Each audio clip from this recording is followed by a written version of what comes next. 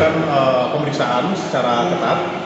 Namun kita berpikir ini tidak merupakan sesuatu hal yang harus kita anggap sesuatu hal yang berlebihan. Ini adalah sesuatu hal yang wajar di dalam satu proses persidangan yang dimana sudah menimbulkan ada persoalan-persoalan kegaduhan pasca persidangan sebelumnya. Untuk Bang Jo sendiri sebagai lawyer yang pernah menangani perkara namun tadi disayangkan salah satu lawyer atau pendamping dari Rasman sendiri, Herwanto, saat hakim belum datang dia bisa masuk sudah memakai baju kebesaran dia, tapi pada awalnya dia keluar dengan arti tidak membawa asli dalam kartu tugasnya sendiri. Itu SOP-nya harus kayak gitu gimana Bang? Jadi itu wajib berkaitan dengan berita acara sumpah ya. Wajib untuk diperiksa oleh majelis hakim ya, dan itu disesuaikan. Kalau memang sudah dimasukkan fotokopi harus dicocokkan dengan hasilnya, itu wajib. Itu aja. Boleh kita pakai? Oke, gimana Bang? Untuk persidangan ini dan kedua juga hari ini juga yang dibutuhkan itu Firdaus sendiri tidak datang. Gimana Bang? Melihatnya Bang? Apa emang tidak harusnya datang? Apa gimana? Tapi kan kalau untuk sebagai tamu boleh-boleh aja Bang. Gimana menanggapi itu? Jadi gini ya, kita pertama harus menghormati regulasi yang sudah terjadi. Nanti disambungkan ya. Hari ini memang kita tidak melihat rekan kita Saudara Firdaus hadir, tapi kita mendapat informasi bahwasannya yang bersangkutan sedang mengikuti salah satu kegiatan yang sudah terschedule. Ya. Namun pada hakikatnya juga karena memang sudah diberitahukan sebelumnya, dalam situasi pembekuan kemarin dilakukan oleh Ketua Pengadilan Tinggi, tentu dengan tidak hadirnya beliau juga adalah menghormati ya. Namun apa yang disampaikan teman-teman kalau hanya untuk sebagai pengunjung, saya pikir sih tidak ada masalah. Hanya mungkin berkebetulan karena ada kegiatan sehingga tidak hadir. Silakan tambahkan. Ya, jadi di dalam SOP persidangan itu baik pidana maupun perdata itu kelengkapan sebagai seorang advokat dalam hal ini legalitasnya itu memang wajib dipersiapkan, seperti kartu tanda advokat, kemudian berita acara sumpah daripada seorang advokat. Nah itu memang harus lebih dulu didaftarkan di bagian PTSP, nah kemudian diserahkan kepada majelis hakim yang memimpin sidang tersebut, dan kemudian diperiksa cocokkan apakah sudah sesuai dengan asli atau tidak. Itu terkait dengan legalitas advokat. Sebagai pemeriksaan daripada legal standing ya? Ya, sebagai legal standing daripada kuasa hukum daripada si terdakwa. Nah, berkaitan dengan ketidakhadiran rekan kita Firdaus Wibowo itu sah-sah saja, karena memang biasanya di dalam surat kuasa itu terdiri dari beberapa nama advokat. Nah, ketidakhadiran hari ini bisa saja yang bersangkutan mungkin sedang ada urusan lain. Nah, ini dimaklumi saja. Nah, harapan kita saat ini sidang sudah dinyatakan tertutup dan kemudian rekan Rasman Arif Nasution mengikuti itu, ini kita apresiasi. Artinya beliau sekarang tunduk pada penetapan hakim, meskipun sebelumnya sempat ada perlawanan dari beliau ya, meminta supaya sidang dilakukan secara terbuka. Nah, namun demikian putusan hakim itu yang tetap harus kita hormati. Dan hari ini kita selalu persidangan tetap dilakukan secara tertutup, dan rekan-rekan advokat dari Rasman Arif Nasution itu menerimanya. Kemudian Bang Rasman sendiri selaku terdakwa dia juga menerimanya, dan kita apresiasi sehingga persidangan ini terus berlanjut. Dan kalau kita lihat ya dari pintu masuk tadi ya Pak Josian, memang sangat ramai sekali ya, tidak seperti biasanya. Tapi ini adalah sesuatu hal yang menurut saya bahagian daripada sesuatu hal yang tidak perlu dipandang berlebihan. Tentu kita dapat memahami kondisi-kondisi yang terjadi sebelumnya mengakibatkan hari ini begitu euforianya banyak pengunjung yang hadir di Pengadilan Jakarta Utara ini untuk menyaksikan persidangan yang kita lihat secara tertutup.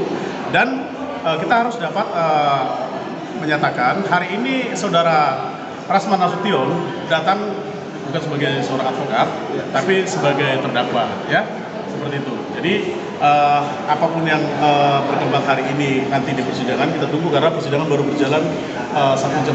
Mungkin nanti setelah itu kita dapat informasi selanjutnya. Bang, ini yang menarik, banyaknya penjagaan dari pintu masuk bahkan sampai ke ruang sidang. Apakah Ini kan bisa dibilang kasus pencemaran nama baik. Apa menurut Abang ini berlebihankah? Atau memang wajar hal seperti ini? Jadi gini ya, berkaitan dengan keamanan hari ini kan itu hal biasa bagi kami pengacara ya. Satu, kalau kita mengacu pada peraturan Mahkamah Agung nomor 5 tahun 2020 tentang protokol persidangan, bisa saja ini bagian daripada jawaban terkait dengan kegaduhan kemarin. Itu satu. Yang kedua kan apa yang diatur dalam hukum acara ya, KUHP sendiri bahwa terkait dengan 217, 218, 219 ya kewenangan hakim untuk atau ketua pengadilan untuk meminta keamanan itu wajar-wajar aja bagi kami. Tetapi apapun itu ya kami juga berharap bahwa hal-hal berkaitan penegakan hukum juga jangan dibatasi dengan keamanan yang berlebihan. Itu aja dari saya. Kita pikir protokoler yang ada hari ini, penjagaan yang super ketat kita lihat, tidak mengganggu ya. Semua yang penting kita bisa tertib, memenuhi apa yang menjadi regulasi ketentuan yang diterapkan oleh para pejabat atau pelaksana yang ada di bawah sampai ke atas. Semua itu kita pikir bagian daripada prosedural saja. Tidak ada yang menghalangi kita untuk bisa masuk ke dalam selama kita beretikat baik dan mengikuti aturan dan mekanisme yang diberlakukan di area daripada persidangan Pengadilan Negeri Jakarta Utara ini. Soal hakim sendiri Bang, mungkin kemarin juga ada pro kontra penggantian itu berakhir sekarang hakim ini juga tetap hakim yang kita anggap ketegasannya ada di dalam sini. Abang setuju nggak dengan kata ketegasan? Apa yang menjadi dasar harus diganti? Itu yang jadi pertanyaan. Apa yang menjadi dasar harus diganti? Tentu kewenangan daripada untuk melakukan penggantian terhadap majelis itu bukan menjadi kewenangan daripada kita sebagai peserta peradilan. Itu adalah ditentukan oleh pengadilan itu sendiri. Ya kita hormati saja. Saya pikir tidak ada sesuatu hal yang terlalu berlebihan ya. Gitu. Jadi untuk ketegasan memang harus ya Bang? Ya, memang kalau pengadilan, malah kita berpikir, andaikan memang metode seperti ini diperlakukan secara terus-menerus, ini justru melakukan penghormatan setinggi-tingginya terhadap dunia peradilan. Dan kita akan merasa enjoy apabila memang mekanisme protokoler atau ketegasan atau aturan dan ketentuan yang dilakukan seperti ini adalah sesuatu yang positif ya bagi kita sebagai seorang praktisi hukum. Tapi dikit Bang, kemarin nggak ada insiden bersama lawyer yang paling menunjuk di suatu tempat di TV. Nah, Abang melihatnya gimana nih? Oh. Jadi ini kembali lagi kepada akhlak daripada masing-masing individu ya, dimana itu kan ditonton publik. Ya. Tentu kita sebagai pemangku Officium Nobile tidak seyogyanya melakukan hal yang sifatnya menunjukkan satu tindakan-tindakan yang patut diduga ini adalah konsep yang tidak sesuai dengan kita sebagai pemangku Officium Nobile, sebagai advokat yang bermartabat. Dimanapun kita menyampaikan pendapat tentu harus beretika dan memiliki akhlak. Jangan menjadikan ini seakan-akan menjadi panggung ya untuk menunjukkan kita ini menjadi seorang lawyer yang hebat. Bukan begitu. Sampaikan saja. Kita melihat lawyer-lawyer senior itu ya. Kita melihat lawyer-lawyer senior, ada Prof. Otto ya, ada Tony Mulya Lubis, terus ada beliau Adnan Gunta Sution yang sangat kita hormati. Nah, seperti itu modelnya. Sampai harus jingkrak seperti itu ya menurut saya ini harus menjadi satu pembelajaran bagi kita sebagai sesama advokat agar silahkan ditiru mana yang baik dan mana yang tidak baik. Tapi kejadian itu yang beda dengan yang ada salah satu kemarin di salah satu rakyat bersuara yaitu salah satu TV yang dia ngomongin sama Aiman. Salah satu Firdaus sama Fidra itu saling menunjuk dan ada dugaan saling tapi tidak terjadi dan Aiman minta maaf gitu sesama itu. Kan tadi saya sudah sampaikan. Kalau toh mau minta maaf, lebih bagus tidak usah dilakukan, gitu loh. Ngapain dilakukan kalau toh mau minta maaf?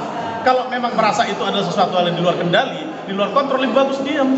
Atau kalau memang itu dianggap sesuatu hal yang, tapi ya sudah ya, ini tergantung pada masing-masing individunya. Tapi menurut hemat saya, kalau memang ini persoalan yang memang mengganggu harkat dan martabatnya, lakukan saja proses upaya hukum, kan bebas.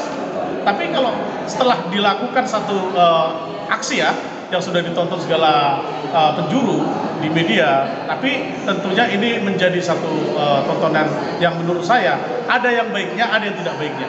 Yang baiknya silakan masyarakat meniru, yang tidak baiknya silakan dipisahkan. Karena sebagai advokat yang memangku Officium Nobile, kita harus menjadi teladan di dalam menyampaikan narasi atau apapun di ruang publik. Tentu kita harus menyatakan diri untuk menjadi contoh yang terbaik. Ketersinggungan orang itu ya dianggap tidak masuk substansi Bang, dia karena memotong dengan kata jangan kayak supir angkot. Gimana nih Bang, apakah seorang lawyer mengasih statement itu tepat dengan di ruang publik ini?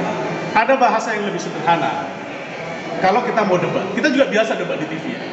Kita juga biasa untuk melakukan satu kritisi terhadap lawan debat kita. Tapi bahasa yang seperti itu menurut saya harus dievaluasi.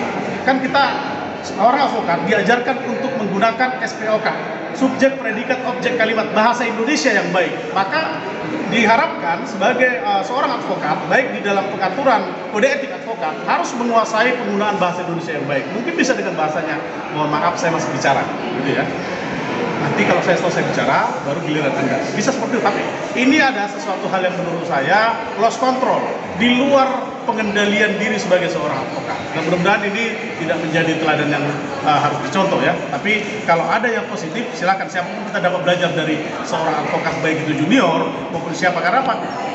Junior atau senior terletak kepada etika dan tatanan moral kita sebagai seorang advokat.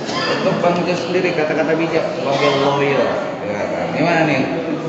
Ya kalau udah saya sih, kalau kata bijak sih pesan moral ya buat teman pengacara ya. Berdirilah sesuai dengan profesi, bersuaralah sesuai dengan hukum, dan berjalanlah sesuai dengan apa yang perlu ditegakkan. Jadi kalau kita jadi pengacara, kata-kata yang keluar seperti tadi akan saya katakan, profesi yang mulia atau apa yang nobil tadi itu ditunjukkan. Jangan sampai tergambar bahwa pengacara salah satu bagian dari penegak hukum itu memperburuk proses penegakan hukum itu sendiri. Itu aja saya. Thank you, Bang. Terima kasih, Bang. Terima kasih. Ya. Ya.